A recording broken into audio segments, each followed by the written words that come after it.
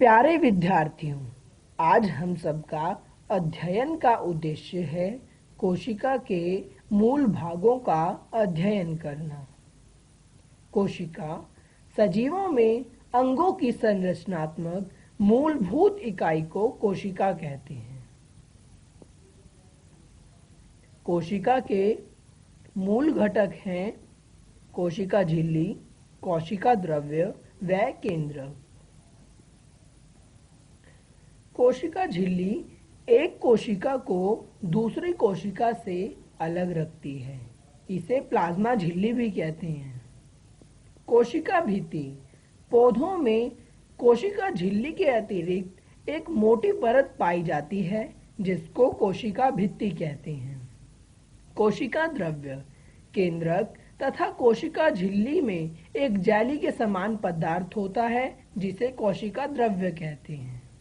जीव द्रव्य केंद्रिका द्रव्य तथा कोशिका द्रव्य को सम्मिलित रूप से जीव द्रव्य या प्रोटोप्लाज्म कहते हैं।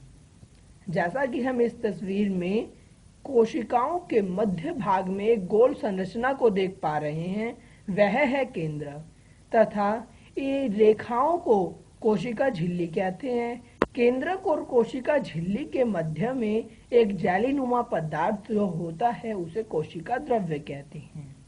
हमने पिछली तस्वीर में गोलाकार संरचनाएं देखी, उन्हें केंद्रक कहते हैं। केंद्रक झिल्ली केंद्रक झिल्ली केंद्रक को कोशिका द्रव्य से अलग रखती है। इसे केंद्रकावरण भी कहते हैं। केंद्रिका सूक्ष्मदर्शी से देखने पर केंद्रक में छोटी संरचनाओं को केंद्रिका कहते हैं।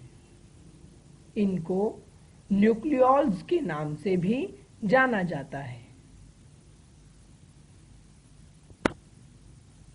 कोशिकांग कोशिका के अन्य संघटक जैसे माइटोकॉन्ड्रिया, गोल्गी व राइबोसोम कोशिका द्रव्य में पाए जाते हैं जिन्हें कोशिकांग कहते हैं। रिक्तिका कोशिका द्रव्य में पाई जाने वाली खाली संरचनाओं को रिक्तिकाएं कहते हैं। गुणसूत्र केंद्रक में धागे के समान जो संरचनाएं दिखाई देती है इन्हें गुणसूत्र कहा जाता है और इन्हें क्रोमोसोम के नाम से भी जाना जाता है। यह आनुवंशिक गुणों का वहन करते हैं। जैसा कि हम इस तस्वीर में मनुष्य की गाल की कोशिकाओं को हम देख पा रहे हैं, इनके मध्य में एक नीला गहरे नीले कलर रंग में जो संरचना है उसे केंद्रक कहते हैं। काले रंग में कोशिका झिल्ली है तथा उन दोनों के मध्य केंद्र द्रव्य है। तो आज का हमारा उद्देश्य यहीं पर समाप्त हुआ। धन्यवाद।